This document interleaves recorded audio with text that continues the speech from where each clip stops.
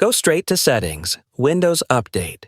As you can see, on my system the update KB5063878 is currently active, and this update is causing a lot of serious problems. The most dangerous one is related to SSD drives. Many users are reporting that their SSDs suddenly disappear from the system during large file transfers, especially when the drive is more than 60% full.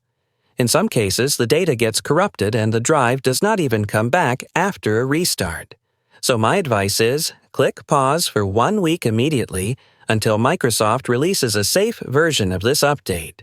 Next, go to Update History, then Uninstall Updates, and if you see KB5063878 in the list, select it and choose Uninstall.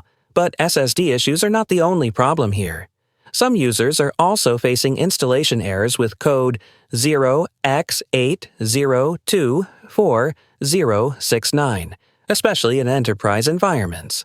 Others have reported random system restarts and even problems with USB devices and printers. And if you are into streaming or content creation, there's another big issue. Apps like OBS with NDI are experiencing heavy lag, stuttering video, and poor audio quality, especially when using RUDP mode. In short, KB5063878 might look like a normal security update, but it comes with major risks. The safest option right now is to pause updates, uninstall it if it's already installed, and wait for Microsoft to release a stable fix.